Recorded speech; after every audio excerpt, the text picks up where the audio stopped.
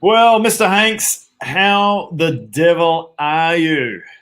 I'm really, really good on this Monday morning on the Goldie. Went for my Tuesday body morning. surf around about It's 8 Tuesday. a.m. this morning. Hey, What's that? are you in Monday? I'm in Tuesday. I don't know where you are. It's because I'm so used to doing our Cap Monday. Mondays. Oh, there you go. And yesterday was a strange day because I was away for the whole weekend. I had a long weekend away down in New South Wales over the border for the Right. first time seeing my grandchildren, or at least half of them, since March because of lockdown, it's COVID. Very So yeah, nice. it's been a strange sort of beginning to the week. So it does feel like a Monday in many respects because yesterday was just coming back into my space after being away for 3 or 4 days. Right. Okay. Yeah. So on the Tuesday morning, Tommy, I had a body swim, a body surf in the ocean at 8 a.m. this morning on a Tuesday on the Gold Coast. Sensational. Well, I've been catching up on homework that I had due this morning for our video series that we're putting together.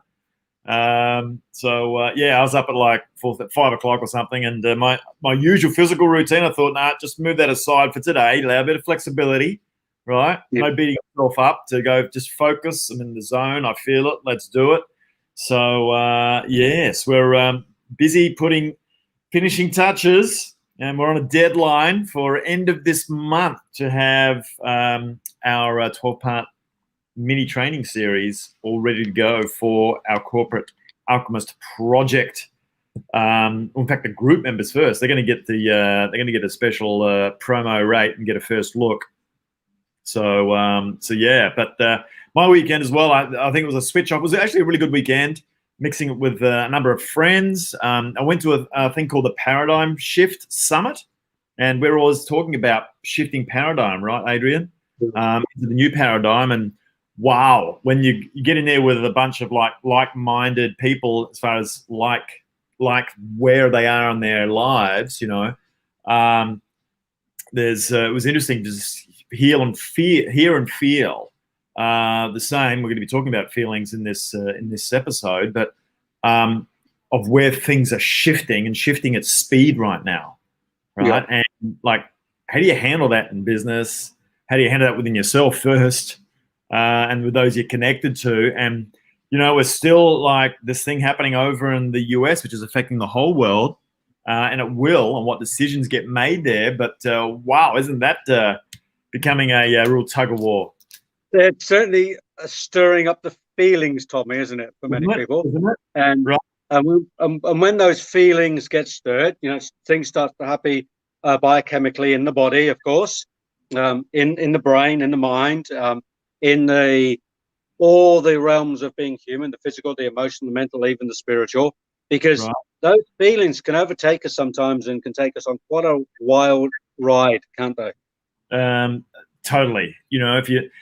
There's nothing worse than a closed mind, but I reckon an unmanaged mind is maybe a bit bigger than that, Yeah. because closing off, which is very much ego based, but then if you don't manage that and manage all the other aspects of your mind and how you're feeling, and even when you're feeling really good versus when you're feeling bad. So when it's stimulated in either direction, what does that actually mean? And is it good for you either way? One may feel, of course, better than the other, but, feeling good. I mean, I can feel good when I've had a few drinks.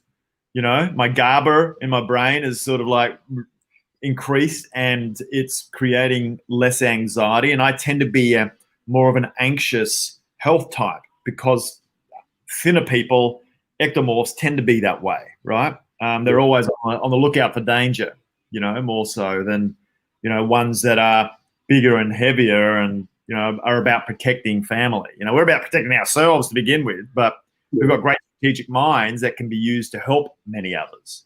Yeah. So, yeah. So Tommy, just to give some context to this, we talk about bringing soul into business. Now, from the premise that I'm going to put forward is that all the feelings and emotions live in the soul realm. That's my starting premise.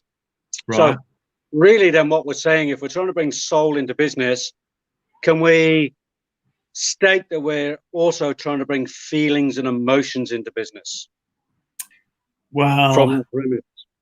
yeah, well, okay. So it'd be good to help people understand, including myself, on all right, feelings, nothing more than feelings, or are we talking soul and how they connect?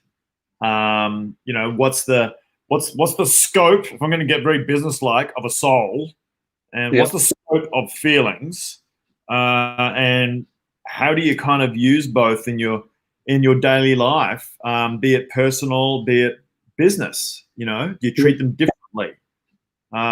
Yeah, because I know it affects the physiology and there's way that you can change these things. But what's actually going on, Adrian? Yeah, well, for me, you know, there's many different, and one of the biggest challenges in esoteric work, in quantum work, is getting clear, getting some context around what people mean by certain things, and there are many understandings, misunderstandings from different people, different writings, different pathways through life, different spiritual pathways. But in the context that I use, Tommy, is the soul, if you like, is that place that harbors and is a home to the emotions and the feelings, the habits, the desires, and all those things that seem to continue on without much connection to the brain. Like they arise because we have a feeling. Like the brain doesn't say you're going to have an emotion. Like the emotion arises and then sends a message to the brain saying, you know, I'm having an emotion, and then the brain tries to put that emotion into some sort of context. Right. So what happens is we have, if you like, the soul is a container, and then within that we have a feeling, we have a response to something, or a reaction to something. It triggers off some emotional release, and then we emote that feeling. If it's joy, we laugh. If it's sadness, we cry. If it's anger, we rage. So there's a cause and effect, from the feeling we have, and then obviously.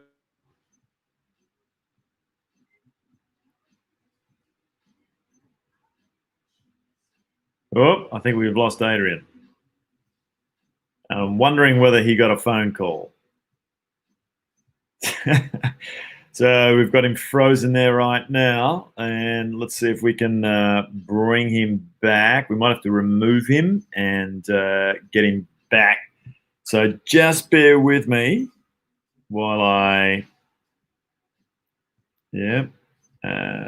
remove. Add to stream again. Let's see if this works. No. All right.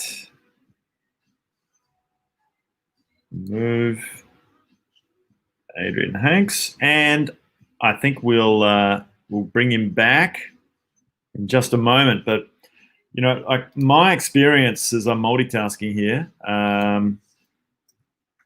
This link again. Get him back on. There he is. Okay, he's back. All right, add to stream. Okay. Yeah, we had a big. We looked like we had an internet crash there, so I don't know what people heard, but just going back to that image of the soul. So the soul is the seat or the home of the emotions and the feelings. We have a feeling from an experience, you know, from a human experience, or we can get a feeling from looking at an animal, looking at nature, you know, getting triggered. And then we emote that feeling. We have an emotion.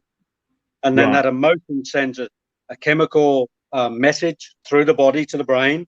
And then we go into fight, flight, freeze, joy, anger, rage, whatever it is that comes up for us, depending on what chemical has been sent to the body to start that chain of events to unfold. So the soul is it's not very tangible. Like we can't grasp it and see it like we can the brain or the physical body. Right. And yet we all have feelings. And when we take that idea of taking feelings, Tommy, and you know, you're going to share a bit more on this, into the business space, two things happen. If we smother the feelings, and we pretend the feelings aren't there, or we cover them up, eventually something's going to pop.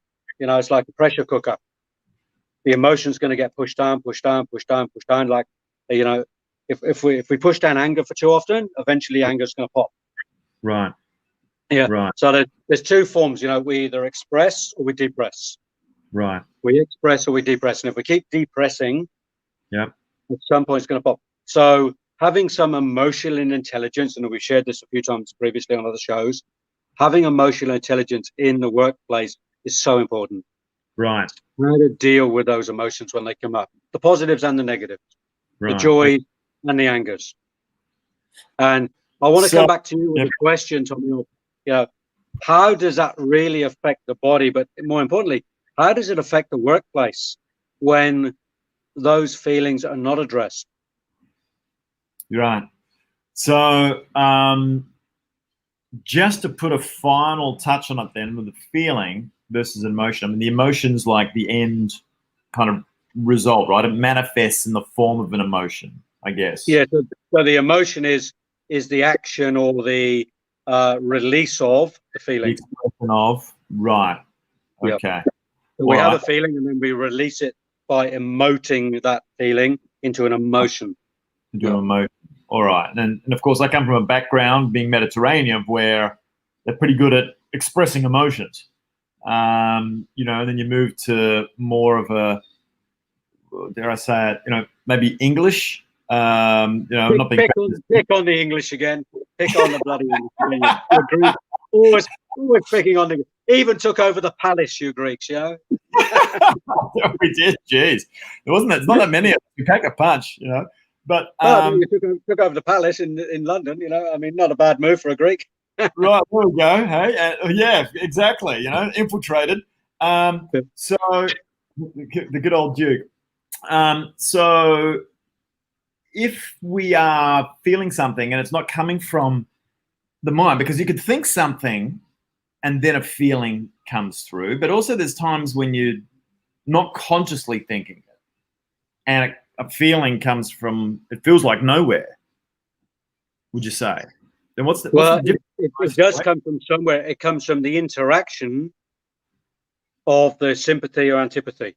Like we either sympathize with somebody or have an antipathetic response, and from that we get triggered into an emotion.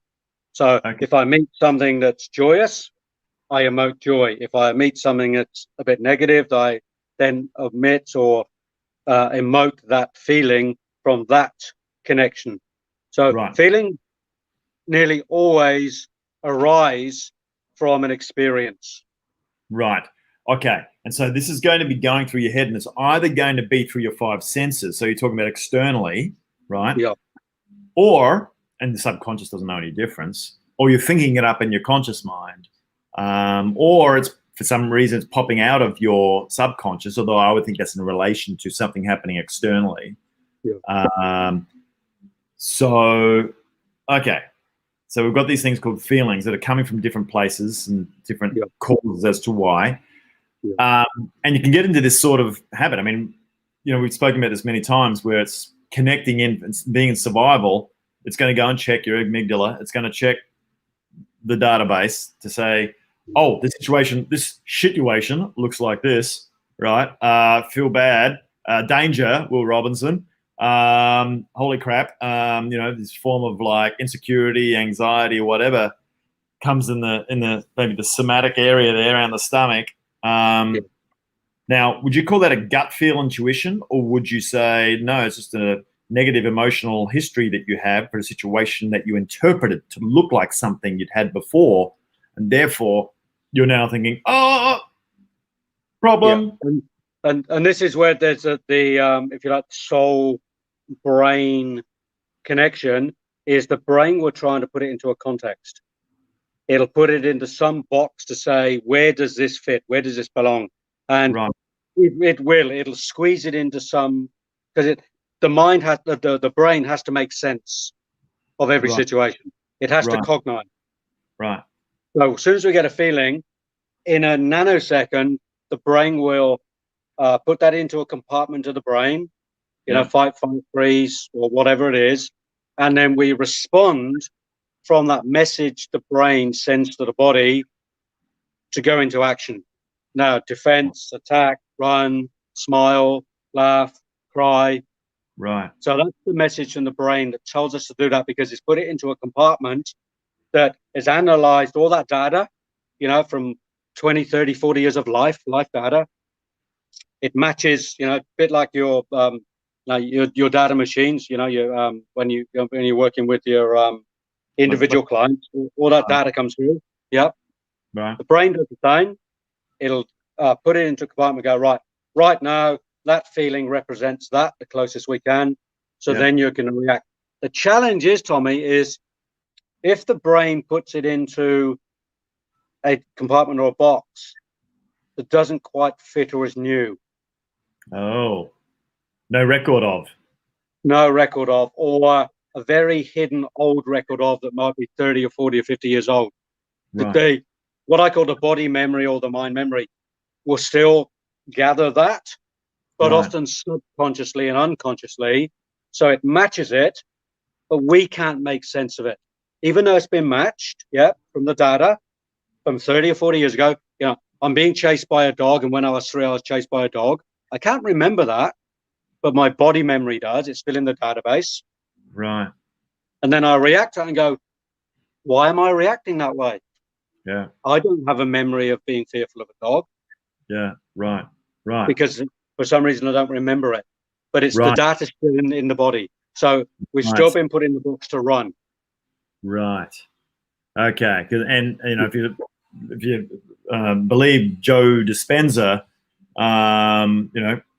who's into quantum physics and a lot of these, cutting edge approaches to evolving as a human, he'll say that 50% of our memory is actually faulty. We'll forget half the things.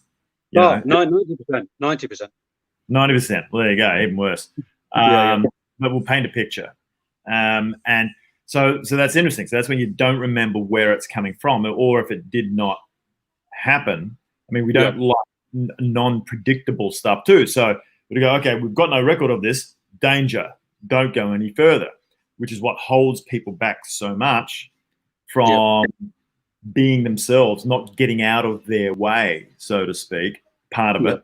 Not getting out of your way is also some of these memories, negative type memories, negative feelings that you have as well that stop you moving forward, programming and conditioning as well. Yeah. And I put it into a bit of a context of a story in terms of, coming back to leadership, coming back to that business corporate space. If as a child, 4 years old, you're in the classroom and you did something wrong in the classroom, back in the days when you got a tap on the arm with a ruler or worse, there was a lot of, punishment. Now, while that was happening, what often happens when we go into some sort of punishment, we close down, we go into survival. We put up all the protection around us. So, and what often happens is we close the experience down to make it manageable. Yeah. So we don't actually feel it or experience it as much as we could, because we go into, that mind lockdown, so that it doesn't seem as traumatic for us. The body has a ability to close trauma down, so we don't experience trauma as much as we did if we didn't close down. And then what happens in that space is we have limited memory of it because we close it down. But in that moment, let's suggest that in that moment, while one is being whacked on the hand as a 3 or 4 year old because you've said something out of place in the classroom, you look down and see that the person inflicting that pain has got red socks on. So that information is going to get put into the information space, beep, beep, beep, beep.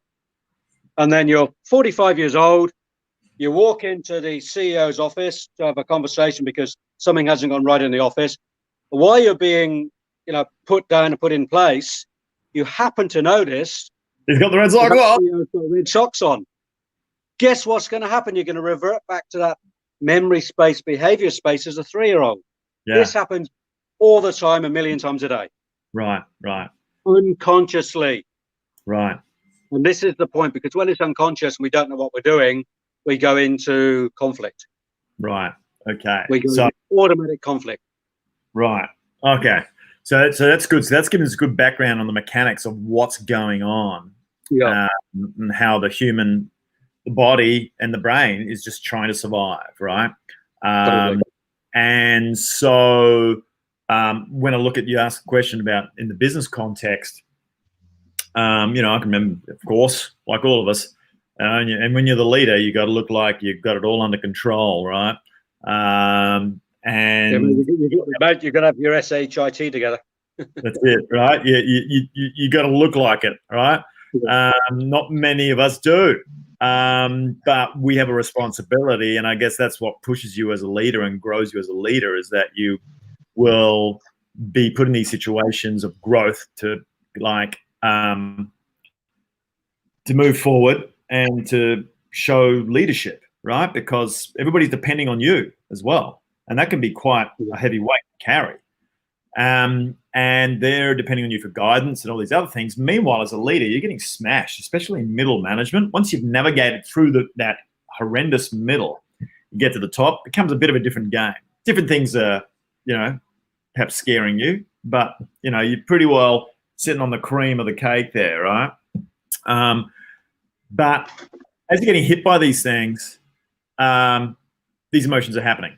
And so then you've got a choice. And one of the best things I learned from the 7 Habits of Highly Effective People, Dr. Stephen Covey, and it wasn't, he puts it in his book, it wasn't his, I think it was Viktor Frankl that perhaps came up with this, who he quotes, who was a doctor and was in, I think Auschwitz, was in the concentration camps, where you get stimulated and then you got the response, and you got this little gap in the middle called space, which separates us from the rest of the animals on the planet. Yep. Where even though we're feeling this way and we're feeling that trigger, and we don't know maybe where it's coming from, that's fine, but separate yourself from it, feel it. The same as you're in the gym and you've got those last few sort of like lifts to do. You're going, this is the good stuff now. Feel the pain, right? Because right now is where your body is tearing some muscle fibers to grow back stronger. Same thing from an emotional point of view. Not so much to hustle and grind it, but to just not judge, observe what's going on. See it. Don't be judgmental on it. Everybody on the planet has this. I don't give a who you are, right? You'll be at different levels of game, but everybody's having it every day relative to where they are in the game, right? And so once you observe it, it starts to sort of tame it. Like you would say, name it to tame it, right? But if you don't, another one of your great little proverbs too is that otherwise the issue will end up in the tissue if you suppress it or depress it, as you were saying. So in the business world, it became very much about objective, left brain, data and emotions were being depressed or suppressed. But you'd have to release them somewhere, somehow, if you're going to lead a healthy life, because otherwise physiologically it will start to become the issue in the tissue. The downstream effect of something that is like non-material, non-3D, all of a sudden starts to manifest in a 3D form. If it's toxic thoughts, chances are it could end up as a cancer. If it's, what was I going to say? If it's about guilt and anxiety or anger, it could end up in something in your liver. I mean, these are kind of connected to different organs in the body too, aren't they? If you're still there, Adrian. Yeah. Yeah, I've just lost you. Okay, he's gone again. All right. Well, this is being pretty easy today. So just to put some extra on the business context of this, one thing I learned was to really use that gap between, and Adrian's back again. Are you there, Adrian? Yeah, I'm here, mate. It's dropping in and out today, the internet. It's pretty good. We've got some, we don't even Mercury retrograde at the moment either, are we? But anyway, so yeah, look, just saying that how I had learned to be able to use that gap between stimulus and response, but I still had feelings that I had to deal with. And if they were untreated, I knew that it'd be unhealthy. And there are some good feelings of joy. I mean, they're the good ones because I get the good chemicals going in your body. The ones that are chemically assisted, be it through drugs, mind altering stuff or through alcohol. And you know, you and I both used to drink more. I drink a little bit these days, actually, for some of it for health reasons. You don't drink at all. You don't smoke. I never did. But these other things that you will attach onto to try and suppress, not feel them, disengage, you know, distractions. Sex was another one, right? Let's go and do something that feels good. That next chocolate bar again, I'm the emotional leader, let's say. I mean, these things affect your physiology. I mean, what's your experience with that sort of stuff, dealing with people that have had these addictions? Yeah, well, I always say, Tommy, to sum up addiction quite simply, is what I often express is coming back to the soul. You know, I want to use this word a little bit more often in this space because we're bringing soul into business. Yeah. If the soul is a container of desires and feelings and emotions, and we're trying to fulfill the soul, and if there's something happening in one's life where things are not going so well, we were trying to keep that soul full because the soul likes to be full at all times. No, right. Because the soul doesn't really know the difference between positive and negative. It will just get filled. We have a choice of what goes in there. If there's something missing, like love or self-love or care or something, you know, fundamental to being human, and there's a gap, it's a bit like a hole in the ground. When it rains, it'll get filled with water unless we put something else in there. And the soul will get filled up with negativity, with addictive behaviors, addictive substances, just to keep it full. Yep. So what I say is, when I'm working with addiction clients, is I find out, you know, what the addiction substance is or behavior, find out what's missing, squeeze into the soul what's missing so it pushes out what's not needed. Yep. And it's the simplest way to explain addiction. I say we have, if you like, a cigarette, you know, that's huge, and there's a little me. The cigarette's got control. So what I need to do, I need to shrink it down so that the cigarette's tiny and what I call the I is huge, so that I'm in control of the addiction. So we swap the it and the little me, yeah, to the it and the big me, so I can take control. Right.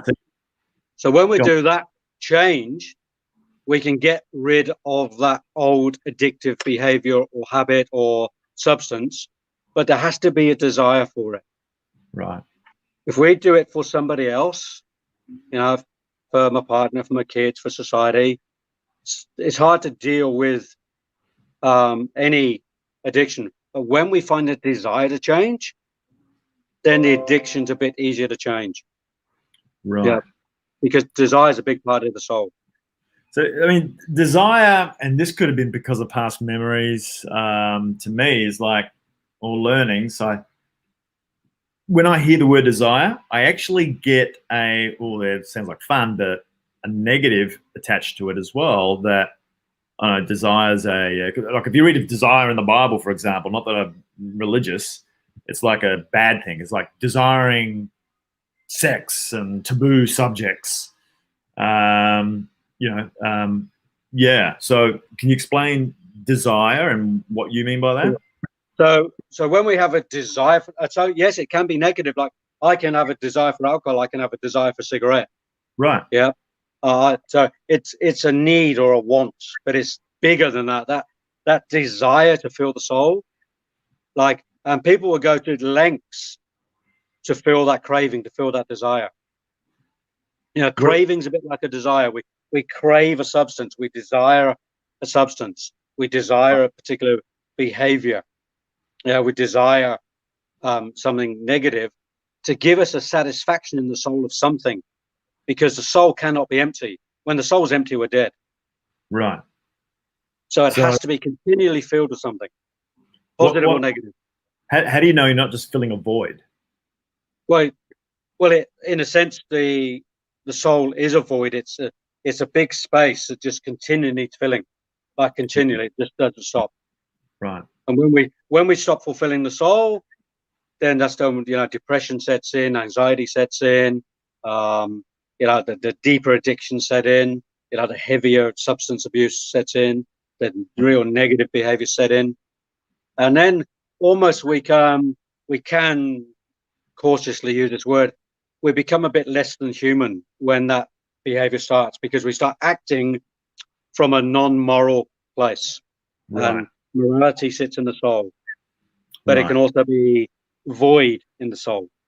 Right. Okay. There's a lot of immorality going on the planet right now. Yeah. Right.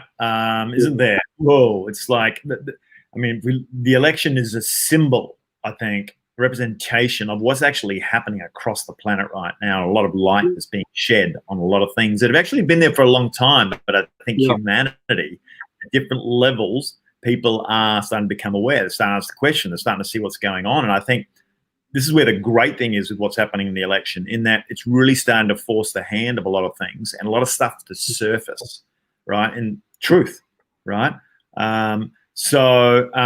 Getting back to it then, if we're talking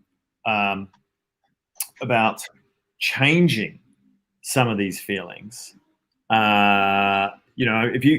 if something in the soul has been caused, and it could be generations before, because epigenetics has proven that these things epigenetically through your genes from mum to dad and whatever do flow through to you. That could be up to 5 generations back, right? Of something they did, something they're guilty about, something they don't feel good about.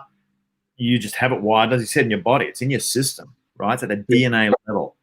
And so start to change those things, because we can switch on and switch off certain genes.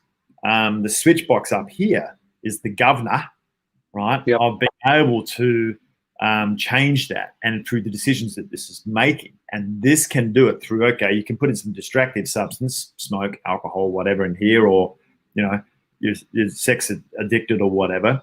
But if you dig deeper inside yourself, and this is more your space, Adrian, meditation, but this is where the linkage is between your physiology and then your emotional, mental, spiritual side. You can start to facilitate it by starting to think differently and start to grow some new memories that then, if you're putting that, it's like putting a good habit in place of a bad one in your mind's eye, starts to strengthen up. So that's where the physiology comes in, because physiologically, as we bring that into a third dimension manifestation and matter, you're getting new synapses that are growing, right?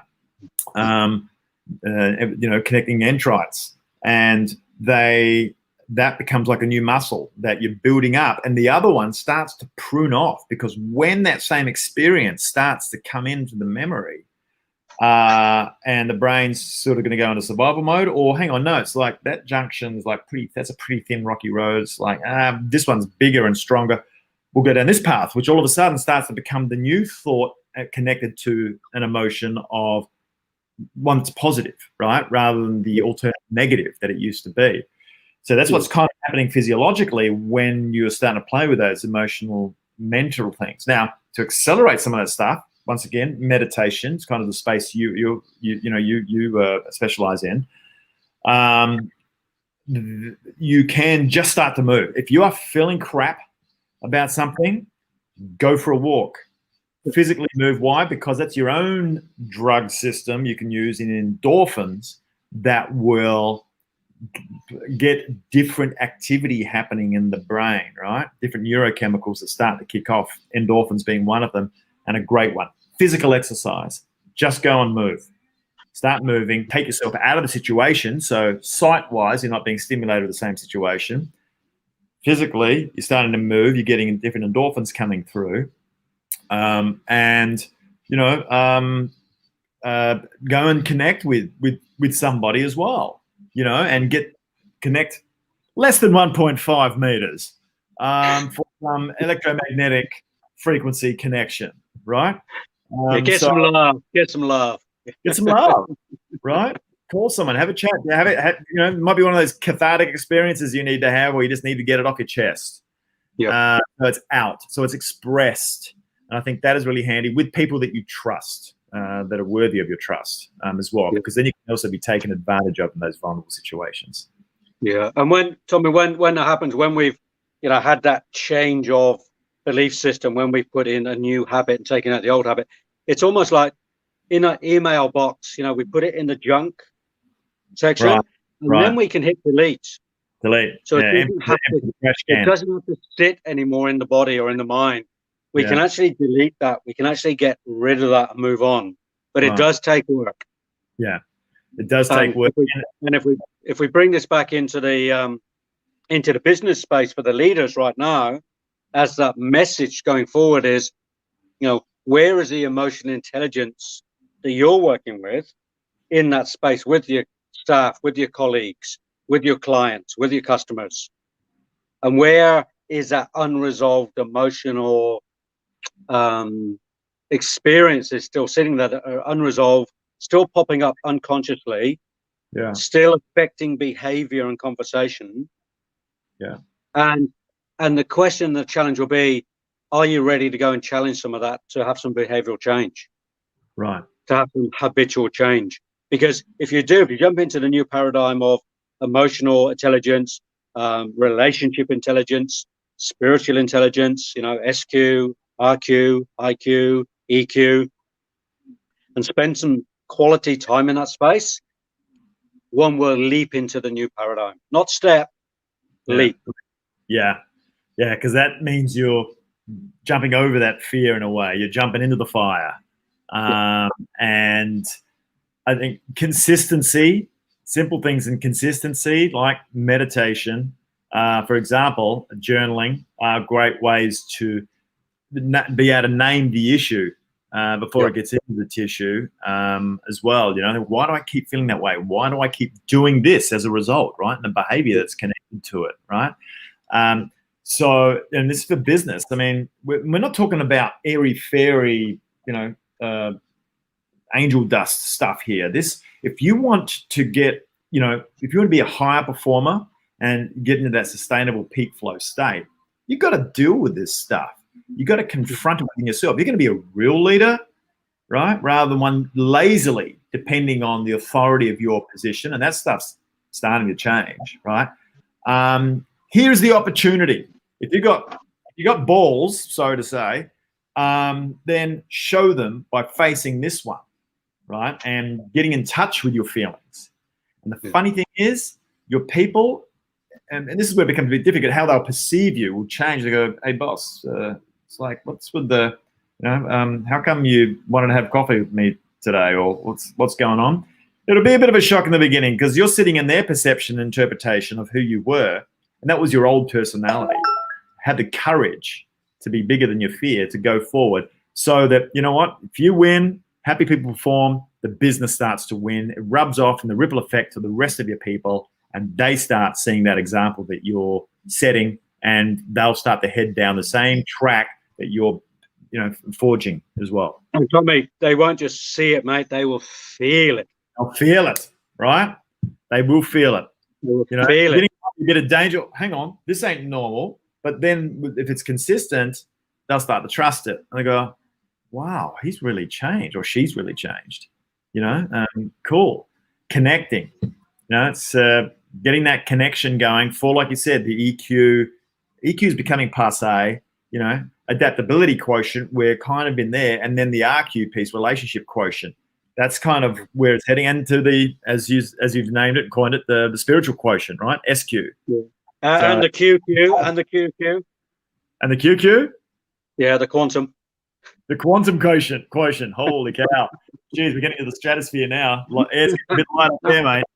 And that might be a good place to zoom out of this in terms of our timing, because I know we've got other things happening around midday as well, our time. So Tommy, feelings in the business space, feelings in the corporate space, bringing soul into business. We've covered that today. We've stretched that today. For some it might have been, whoa, where are these cats going? But if we don't stretch it, if we don't dare to go there, we're not helping anybody. No, starting with yourself. Yeah. And otherwise, why are you here? Yeah. So, mate, if people want to stretch themselves and contact Tommy Gallant, how can they do that? Right. Well, hopefully it won't stretch you into having a hamstring pull, but You can contact me at letsconnect@tommygallant.com. Also at biotechexec.net, where we have the Biotech Exec program, and there's an assessment on there that you can complete. It'll take just a few minutes. That will come to me and entitle you to a productive phone call, because I'll have some more information there that we can work with in putting a it's a pretty cool acronym. See what acronym this forms, Adrian? A health optimization. Damn it! There was a W, and I had it. I thought of it this morning. Health optimization. It's supposed to be a W. I forgot the word that started with W. But anyway, we'll do a HOS, health optimization strategy that we can put together for you. And your good self, Mr. Hanks, where can they find you? Yep. Well, 3 ways: LinkedIn, Adrian Hanks, adrianhanks.com, or come to the Gold Coast and let's have lunch or dinner together, and let's make a connection that way. So plenty of ways to connect with Adrian Hanks, Tommy McGlad. All right. Where can they find both of us, Adrian? LinkedIn, Corporate Alchemist Project page, and Corporate Alchemist Project group for those that want to knock on the door and come in privately and join the private group. And very soon connecting to us in their living rooms, in their office, with our new video series that will be released in a few weeks. In the taxi or on the train, on the bus, in your car, but I wouldn't suggest that you watch it while driving. But you can listen to it. Okay. Well, thanks again, Mr. Hanks. I think we are done here, and we will see everybody on the next Corporate Alchemist project end of this week. On Friday, with more about feelings and the spiritual. Freedom Friday. Okay. See you then. Take care. Bye, guys.